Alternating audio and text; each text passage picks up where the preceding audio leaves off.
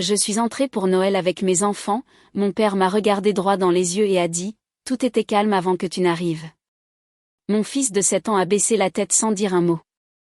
J'ai embrassé ses cheveux et j'ai dit calmement à mon père, « Alors mon argent repart avec moi. » 5 minutes plus tard, papa me suppliait. Je suis entrée chez mes parents la veille de Noël avec un sac rempli de cadeaux emballés, une bûche achetée en grande surface et mes 2 enfants qui traînaient les pieds derrière moi comme s'ils savaient déjà que ça allait mal se passer. La maison était pareille que d'habitude, les mêmes guirlandes poussiéreuses du début des années 2000, la même crèche fissurée où il manquait un roi mage, le même air froid dans le couloir parce qu'il refusait de réparer les courants d'air. Je n'étais pas rentrée pour Noël depuis 3 ans, pas depuis la dispute sur mon divorce. Mes parents n'ont jamais aimé mon ex-mari, mais d'une manière ou d'une autre, ils m'ont blâmé quand je l'ai quitté, et même après avoir obtenu une promotion, acheté une maison toute seule et remboursé chaque centime de mes dettes sans l'aide de personne, je n'étais toujours pas assez bien pour eux. J'imagine que je suis venue cette année en espérant une sorte de dégel. À l'intérieur, c'était déjà bondé, les frères et sœurs de mon père étaient tous là, riant trop fort, portant des pulls rouges qui semblaient tous venir du même bac de solde. Mon oncle Gilles m'a fait un signe de tête, ma cousine Manon a chuchoté quelque chose à son copain avec un sourire en coin, et mon père, bien sûr, tenait audience dans son fauteuil inclinable comme un patriarche aigri qui pensait que le monde lui devait une médaille. Il m'a vu et n'a même pas fait semblant de sourire. Tout était calme avant que tu n'arrives. Juste comme ça. Pas de bonjour, pas de joyeux Noël, pas de câlin pour les petits-enfants, juste cette phrase lancée comme une grenade au milieu du salon.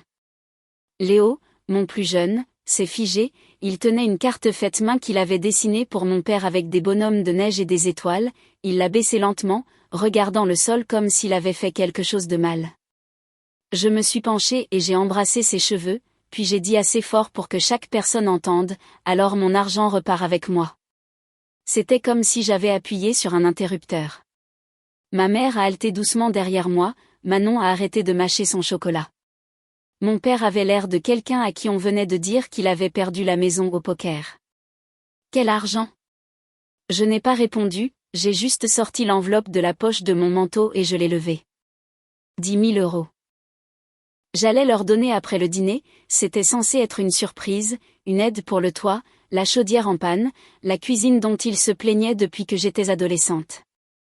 J'avais passé 6 mois à mettre ça de côté petit à petit, pensant que peut-être ça leur ferait enfin me voir différemment, je pensais qu'ils seraient fiers. Au lieu de cela, j'ai déchiré l'enveloppe en 2 et je l'ai laissée tomber par terre. Tu allais nous donner ça, a dit ma mère, retrouvant enfin sa voix. Plus maintenant. Je me suis retournée pour partir. Chloé était déjà à mi-chemin de la porte, essayant de ne pas pleurer. Léo était toujours debout là, tenant cette stupide carte bonhomme de neige. J'ai pris sa main et nous avons commencé à sortir. Nous avions juste atteint le porche quand j'ai entendu la porte d'entrée s'ouvrir derrière moi. Émilie, attends. C'était mon père, il est sorti devant toute la famille, ce qui n'arrive jamais. Il avait l'air pâle, comme si le vent l'avait giflé plus fort que je ne l'aurais jamais pu. Je n'aurais pas dû dire ça, je ne sais pas pourquoi je l'ai dit, s'il te plaît reviens, ne pars pas comme ça. Je suis restée là une seconde, puis j'ai dit, tu veux qu'on revienne? Excuse-toi. Auprès de Léo, tout de suite. Il a hésité, puis a regardé Léo. Je suis désolée, bonhomme. Et à moi, il a croisé mon regard, je suis désolée, Émilie. J'ai hoché la tête, puis je l'ai giflé. Pas par rage, pas même pour l'humilier, juste pour marquer le coup, parce que parfois une ligne doit être tracée avec quelque chose de plus que des mots. Nous sommes partis en silence. Alors que j'attachais Léo dans son siège, j'ai entendu la porte se fermer derrière nous. Personne n'est ressorti, personne n'a essayé de nous arrêter, mais pour une fois, je n'étais pas celle qui avait l'air petite en s'éloignant. Le lendemain matin, je me suis réveillée avec 9 appels manqués, 5 messages vocaux et 2 textos de ma mère qui n'étaient que des émojis en pleurs et une photo du sapin de Noël. Léo et Chloé dormaient encore dans mon lit, tous les deux recroquevillés sous la grosse couette comme s'ils essayaient de se cacher du monde. J'ai fait du café et j'ai tout ignoré pendant un moment au moins. Vers midi, mon oncle Marc s'est présenté à ma porte d'entrée. Je ne l'avais pas vu depuis l'enterrement de ma grand-mère, mais il a toujours été le seul de ce côté de la famille à me parler comme si je n'étais pas une ratée. Il se tenait là dans un gros manteau, tenant un sac en papier avec des restes de gâteaux et il avait l'air de sortir d'une zone de guerre. Il pète les plombs, a-t-il dit. Je parie que ton père ne s'est pas tu depuis ton départ. Il a essayé de faire comme si ce n'était rien, mais tout le monde a vu son visage après ta gifle. Il est rentré et s'est juste assis, fixant le mur. Bien. Il a fait une pause, puis a sorti autre chose du sac, la carte que Léo avait faite. Elle avait été piétinée, un peu pliée, mais toujours entière. J'ai pensé que tu voudrais récupérer ça. C'est la seule chose que ton père a ramassée par terre après ton départ. Je ne savais pas quoi dire. Pendant une seconde, j'ai pensé que c'était peut-être le début d'une étrange rédemption où tout le monde va soudainement en thérapie et se fait des câlins à la fin, mais Marc a secoué la tête.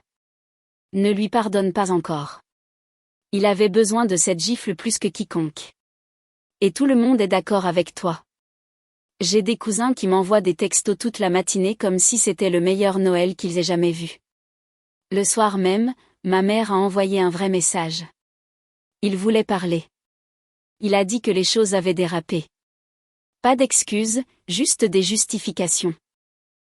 Elle a dit qu'ils étaient très stressés, problème d'argent, la maison, le train-train habituel. Je n'ai pas répondu. La vérité, c'est que je me sentais bien. Pas fière, pas arrogante, juste stable. Comme si j'avais enfin cassé quelque chose qui devait être cassé depuis longtemps. Mais j'aurais dû savoir que ce n'était pas fini.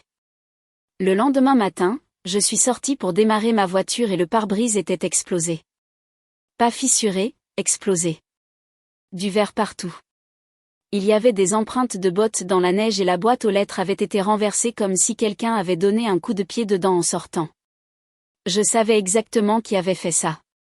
Il y avait une petite caméra installée sous la lumière du Porsche, je l'avais installée plus tôt à l'automne après que des gamins aient abîmé nos citrouilles. Elle a tout capturé, mon père arrivant aux petites heures, regardant autour de lui, balançant quelque chose sur ma voiture, puis s'enfuyant en trottinant dans la rue comme un ado qui a fait une bêtise. J'ai appelé la police. 10 minutes plus tard, l'agent Morel est arrivé.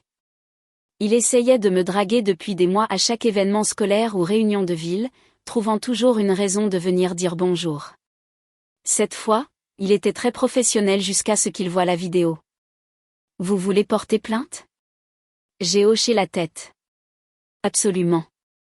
Il m'a regardé un moment, puis a dit, je vais m'assurer que ça aboutisse. Il ne peut pas agir comme ça et s'en tirer.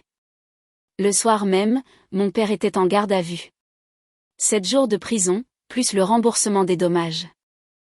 Morel a dit que le procureur était d'accord pour poursuivre parce que c'était tellement flagrant, tellement délibéré, et parce que ce n'était pas la première fois que mon père avait des accès de colère comme ça. Apparemment, je n'étais pas la seule à l'avoir signalé pour quelque chose auparavant. La famille a recommencé à appeler, mais cette fois c'était différent.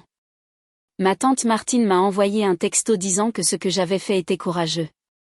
Ma cousine Léa m'a envoyé un message vocal qui disait juste « Tu as enfin fait ce que le reste d'entre nous avait trop peur de faire ».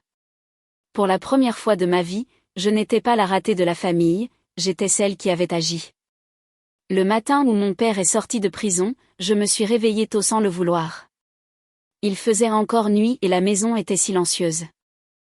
J'ai fait du café et je me suis tenue à la fenêtre de la cuisine, regardant la vapeur s'élever de la tasse comme si elle pouvait me dire ce qui allait arriver ensuite. Léo et Chloé dormaient encore, enveloppés dans les couvertures qu'ils insistaient pour apporter dans ma chambre chaque nuit depuis Noël. Mon téléphone a vibré. Un message de Morel, il est sorti. Fais-moi savoir s'il s'approche de ta maison. On a le dossier. Je l'ai regardé pendant un moment. Personne ne vous apprend quoi faire quand votre propre père explose votre vitre de voiture et finit derrière les barreaux pour ça. Mais il s'avère qu'une fois qu'on arrête d'excuser le comportement de quelqu'un, on arrête aussi de le craindre.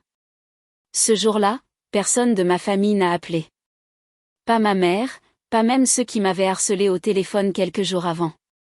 Juste le silence, comme s'ils attendaient de voir ce qu'ils feraient ensuite. Le lendemain matin, on a frappé à ma porte. J'ai regardé à travers les stores et j'ai vu l'oncle Pierre debout sur mon porche tenant un sac en papier marron. J'ai ouvert la porte. Tu es occupé? J'ai secoué la tête et je l'ai laissé entrer. Il a posé le sac sur la table de la cuisine comme s'il vivait là. Il ne s'est pas assis tout de suite, a juste regardé la vaisselle dans l'évier, les dessins d'école sur le frigo, le gant de baseball de Léo par terre. Tu as construit quelque chose de bien ici. Il l'a dit comme si ça le surprenait. Je n'ai rien dit. J'ai vu la vidéo, Émilie. Ton père qui explose ton pare-brise comme ça. C'était dégoûtant. Voler n'est rien pour moi, mais ça. Puis il m'a regardé droit dans les yeux et a dit quelque chose que personne d'autre dans la famille n'avait jamais eu le courage de dire, on sait tous depuis des années qu'il dépasse les bornes. La façon dont il parle aux gens, la façon dont il parle de toi. On a juste laissé passer. J'ai laissé passer et je n'aurais pas dû. Il s'est enfin assis. Tu as fait ce qu'il fallait en portant plainte. Honnêtement, c'est la seule chose qui l'ait jamais fait réfléchir. Ça m'a frappé alors combien d'années j'avais passé à penser que j'étais le problème. Que peut-être si j'étais juste un peu plus agréable, un peu plus reconnaissante, il me traiterait enfin comme si je comptais. Mais maintenant le récit avait changé. Je n'étais plus la déception. J'étais celle qui avait fait ce que personne d'autre ne voulait faire. Plus tard ce soir-là, Morel est passé. Pas de raison particulière, a-t-il dit. Juste pour voir si ça va. Il a apporté des papiers pour le processus d'indemnisation et un dossier de formulaire d'assurance, mais nous savions tous les deux que ce n'était pas pour ça qu'il était venu. Il a jeté un coup d'œil à la lumière de mon Porsche. Toujours cassé, hein? J'ai hoché la tête. Tu veux que je la répare? Il a passé 20 minutes dehors à refaire le câblage. Quand il est revenu, je lui ai tendu un soda. Il n'est pas resté longtemps, mais avant de partir, il a dit quelque chose qui m'est resté. La plupart des gens passent leur vie entière à laisser leur famille s'en tirer avec des choses qu'ils n'accepteraient jamais d'un étranger. Tu as changé ça. 2 jours plus tard, une lettre est arrivée. Pliée à la main, placée dans une enveloppe sans timbre. Quelqu'un l'avait déposée. Dîner de famille. Samedi à 18h. Ton père veut parler. Pas d'excuses, pas d'explication, juste une convocation. Je n'avais pas confiance, mais une partie de moi avait besoin de savoir ce qu'il dirait. Alors j'ai appelé tante Julie. Tu es occupée samedi? Qu'est-ce qui se passe? J'ai expliqué. N'en dis pas plus. J'en suis. Quand nous sommes arrivés ce soir-là, la maison semblait plus sombre d'une certaine manière. Les décorations de Noël étaient toujours là, mais les lumières étaient éteintes. Ma mère a ouvert la porte comme si elle avait pleuré toute la journée. Mon père se tenait derrière elle, portant le même pull gris qu'il portait quand j'étais au lycée, comme s'il essayait d'emprunter quelque chose au passé. Nous sommes entrés. Julie n'a pas dit un mot, mais la façon dont elle se tenait derrière moi disait à tout le monde que ça n'allait pas être un tête-à-tête. Mon père s'est raclé la gorge. Je veux juste dire quelque chose. Personne ne l'a arrêté. La pièce était silencieuse comme une tombe. J'avais tort. Juste ça. Pas de préambule. Pas d'excuses bidons. Il a regardé Léo qui s'accrochait à mon manteau. Je t'ai fait peur. J'ai blessé ta mère. J'ai embarrassé cette famille. Et je suis désolé. Il m'a regardé ensuite. J'ai été en colère contre le monde pendant longtemps. Et j'ai fait de toi la cible de cette colère. Je ne m'attends pas à ce que tu me pardonnes. Mais j'avais besoin que tu m'entendes le dire. Puis il a dit quelque chose que je n'aurais jamais pensé entendre de lui. J'ai honte de moi. Ma mère a parlé ensuite, sa voix toute petite. Je l'ai laissé te traiter comme ça trop longtemps. Je me suis convaincue que c'était juste sa nature, que c'était plus facile de ne pas faire de vagues. J'aurais dû te défendre. Je ne l'ai pas fait. Je suis désolée aussi. Chloé les regardait tous les deux attentivement. Léo s'est rapproché de moi. Je ne sais pas à quoi je m'attendais, mais je ne m'attendais pas à me sentir si calme. J'ai hoché la tête. Je vous pardonne. Et pour la première fois de ma vie, je le pensais vraiment. Mais en regardant autour de cette pièce, quelque chose en moi savait que ça ne durerait pas. Le dîner de famille m'a hanté pendant quelques jours. Pas à cause de ce qui a été dit, mais à cause de combien je voulais y croire. Les excuses de mon père, la confession de ma mère. Tout semblait assez réel. Mais c'est resté avec moi comme une odeur qui n'a pas sa place dans une pièce. Trop doux, trop soudain, trop déplacé. Alors j'ai essayé de l'accepter. Je n'ai pas dit aux enfants qu'on réparait tout par magie. Mais je les ai laissés écrire des cartes de remerciement pour les petits cadeaux que ma mère a envoyés quelques jours plus tard. Un nouveau puzzle pour Léo. Une écharpe pour Chloé qui ressemblait exactement à quelque chose que je porterais. Ça semblait presque normal jusqu'à ce que ça ne le soit plus. C'était la 2e semaine de janvier. Je venais de quitter le travail et je m'étais arrêtée à l'épicerie avec Léo. Nous étions au rayon fruits et légumes quand j'ai entendu quelqu'un dire mon nom.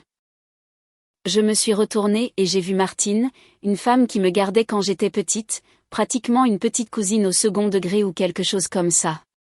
Elle se tenait près des oranges avec une autre femme que je ne connaissais pas. Elle m'a souri comme si nous étions de vieilles amies. Émilie, j'ai tout entendu. Quel gâchis. Je lui ai fait un signe de tête serrée et j'ai essayé de continuer à avancer, mais alors elle a dit, j'espère juste que ton père se remettra de toute cette épreuve. Je veux dire, 7 jours pour un pare-brise. Tu dois être dévastée. Je me suis arrêtée. Pardon? Eh bien, je voulais juste dire. Ta mère dit qu'il a vraiment du mal. Que toute l'affaire a pris des proportions démesurées. Que peut-être tu as mal compris. Je l'ai regardé droit dans les yeux. Est-ce qu'elle a aussi dit qu'il est venu chez moi avant le lever du soleil et a explosé ma voiture comme un lâche? Martine a cligné des yeux. Non, bien sûr que non. Je juste. Merci de t'inquiéter, ai-je dit en attrapant la main de Léo. Nous sommes sortis sans rien acheter. Le lendemain matin, tante Julie a appelé. J'ai entendu des choses, a-t-elle dit. Des trucs méchants. Ta mère est au téléphone avec la moitié de la famille pour leur dire que tu as coupé les ponts pour rien. Elle joue la carte du « on essayait juste d'arranger les choses, point ». Tu es sérieuse? Très sérieuse. Et ton père parle à des types au bar comme s'il était la victime, disant que tu as monté les enfants contre lui, que tu es instable, que tu as toujours eu des problèmes. J'ai fixé le mur. Après tout ça. Julie a soupiré. Tu as besoin de savoir la vérité même si ça fait mal. Ils ne supportent pas que tu ne sois pas revenu en rampant. Ils réécrivent l'histoire pour avoir l'air des parents blessés d'une fille égoïste. Je me sentais malade. Pas choquée, juste nauséeuse. Ils n'allaient jamais changer. Pas vraiment. Les excuses n'étaient pas un tournant. C'était une performance, une opération de nettoyage. Et j'étais tombée dans le panneau, même si ce n'était que pour 1 minute. Mais cette fois, je n'ai pas pleuré. Je n'ai pas cherché la confrontation. Je n'ai pas expliqué. J'ai juste coupé les ponts totalement. J'ai bloqué leur numéro. J'ai supprimé chaque email qu'ils avaient envoyé. J'ai emballé les photos encadrées des enfants venant de leur maison et je les ai mises dans un carton au garage. Quand Léo a posé des questions à leur sujet, j'ai dit simplement, nous n'irons pas les voir pendant un moment. Et il a hoché la tête. C'était tout ce qu'il avait besoin de savoir. Mais alors quelque chose d'inattendu s'est produit. 1 semaine plus tard, j'ai croisé l'agent Morel à une collecte de fonds pour l'école. Il était bénévole au stand de gâteaux, essayant d'avoir l'air d'un type normal en sweat à capuche au lieu de quelqu'un qui avait menotté mon père dans son propre salon. Il a demandé comment ça allait. Je lui ai dit la vérité. C'est bizarrement paisible, ai-je dit. Il a souri. Bien. Tu mérites ça. Puis sans perdre le rythme, il a ajouté, si jamais tu as besoin de quoi que ce soit ou tu sais, de quelqu'un à qui parler qui ne dira pas aux gens que tu es instable, je suis là.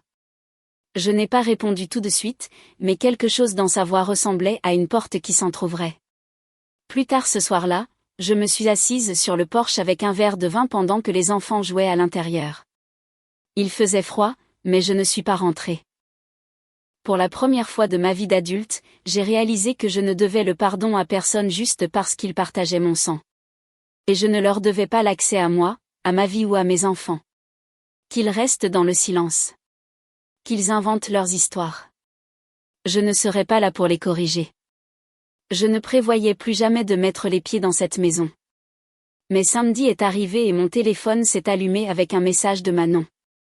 Juste pour info, ils disent à tout le monde que tu as été invité à un dîner de famille ce soir et que tu as refusé de venir.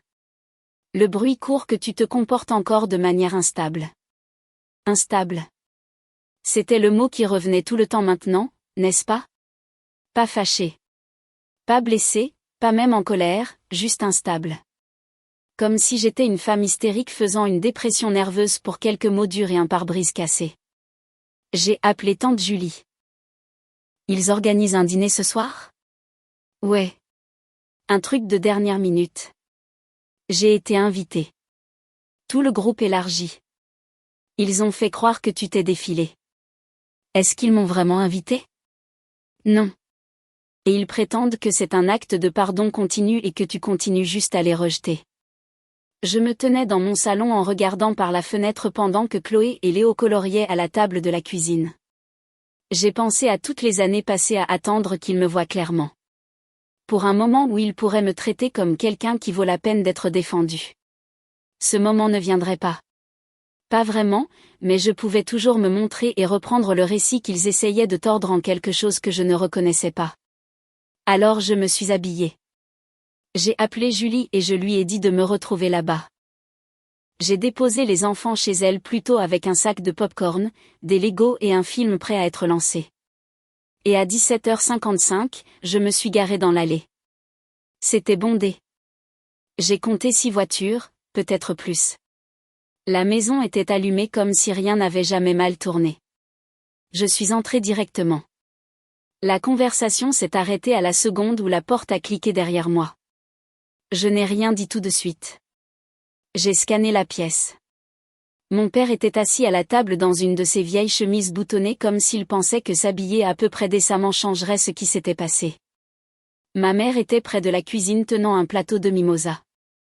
Oncle Pierre, Manon, 2 de mes tantes et au moins 3 cousins étaient déjà à la moitié de leurs assiettes. Personne ne m'a regardé jusqu'à ce que je parle. Alors, c'est le dîner auquel j'ai apparemment refusé d'assister. Toutes les têtes se sont tournées. Mon père s'est levé lentement. Ma mère a commencé à dire quelque chose, mais j'ai levé la main. Personne ne m'a invité. C'est la vérité. Commençons par là. Mon père s'est raclé la gorge. On a supposé que tu ne viendrais pas étant donné tout ce qui s'est passé. Vous avez supposé. Puis vous avez dit aux gens que j'avais refusé. J'ai regardé Manon. Elle n'a pas croisé mon regard. Je suis venue ici ce soir pour une seule raison, dire ça face à face. Vous n'allez pas réécrire l'histoire. Vous n'allez pas continuer à dire aux gens que j'ai surréagi ou que je suis instable ou que j'ai monté mes enfants contre leurs grands-parents. Tu as explosé ma voiture dans le noir comme un lâche. Tu t'es tenu devant ton propre petit-fils et tu l'as humilié à Noël. Je t'ai pardonné. Tu as eu une chance. Mon père a ouvert la bouche, mais je ne l'ai pas laissé parler. Et tu l'as gâché parce qu'à la seconde où nous sommes partis, tu n'as pas réfléchi. Tu as fait des commérages. Tu t'es posé en victime. Tu as dit aux gens que j'étais irrationnelle.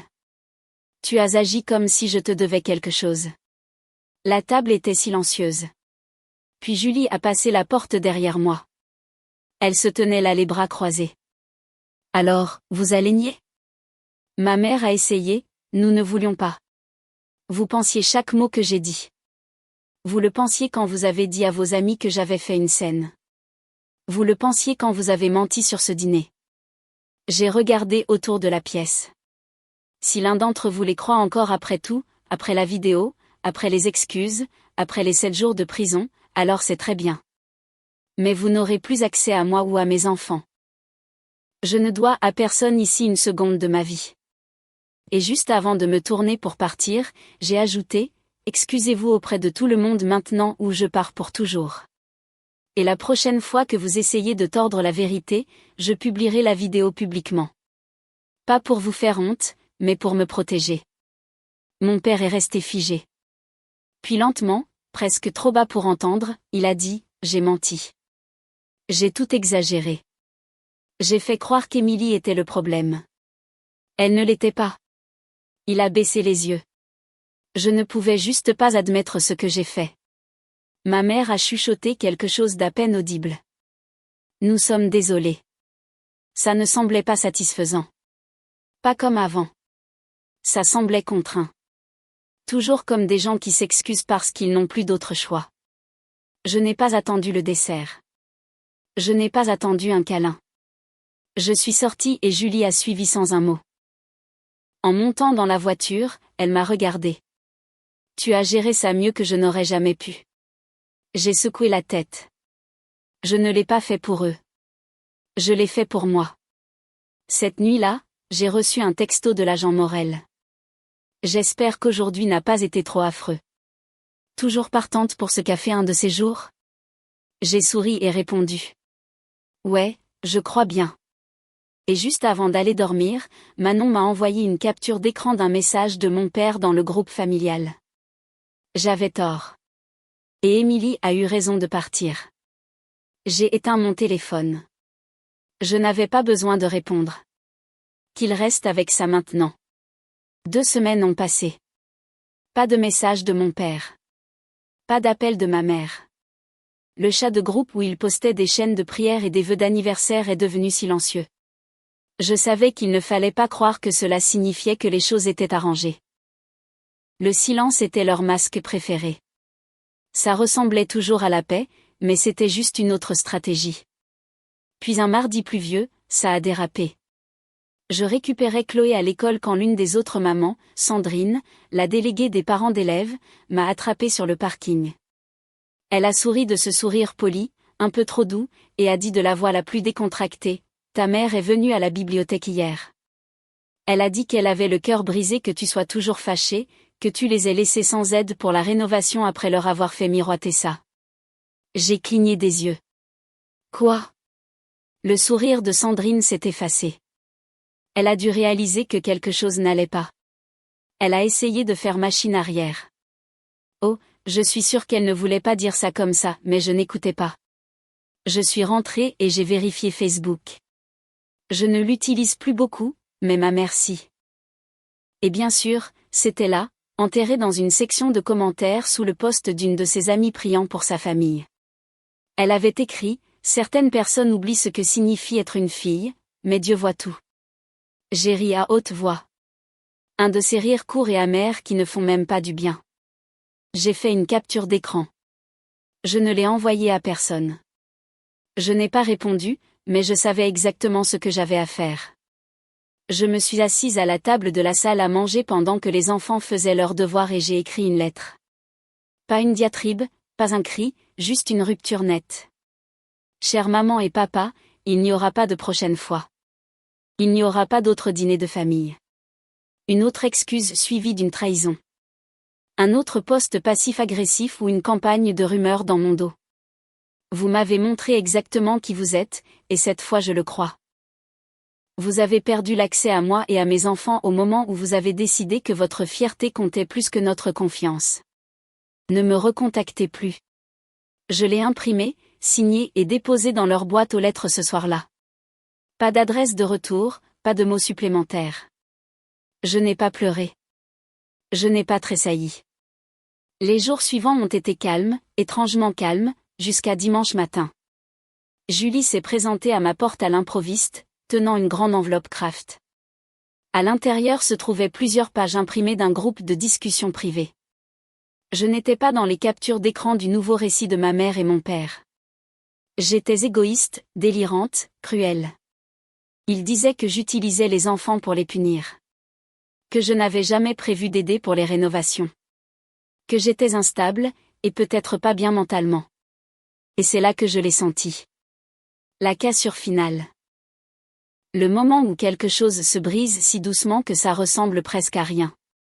J'ai appelé Morel, je lui ai tout dit, demandé quelles étaient mes options en termes de harcèlement, diffamation, n'importe quoi. Il a dit, laisse-moi regarder ça. 2 heures plus tard, il a rappelé. Il y a une ligne entre les petits commérages et le harcèlement ciblé, et ils viennent de la franchir. Il a proposé de déposer un avertissement officiel. J'ai dit, non, laisse-les parler. Laisse-les s'étouffer avec leurs propres histoires. Je n'allais pas leur donner une once d'énergie supplémentaire, mais j'ai fait une dernière chose. Je me suis reconnectée sur Facebook, j'ai posté une photo de moi et des enfants lors de notre dernier voyage, juste nous souriant au soleil. Et j'ai ajouté une légende, parfois, la chose la plus saine que tu puisses faire est d'arrêter de t'expliquer et de juste bien vivre. Puis j'ai bloqué chaque parent qui avait pris leur parti. J'ai supprimé l'application. J'ai clos le chapitre. Pas de rage, pas de vengeance, juste le silence. Une semaine plus tard, j'ai accepté ce café avec Morel. Ça s'est transformé en dîner. Puis le dîner s'est transformé en quelque chose de plus. Rien de sérieux pour l'instant, mais paisible, honnête, et les enfants l'aimaient bien, ce qui en disait plus que tout le reste. J'entends encore des choses, des chuchotements de gens en ville, quelques regards étranges, mais maintenant quand quelqu'un essaie d'en parler, je souris juste et je dis, on ne se parle plus. Et ça suffit, parce que j'ai enfin compris que couper les ponts ne ressemble pas toujours à claquer une porte. Parfois, c'est juste choisir de ne plus l'ouvrir. Pas cette année. Plus jamais.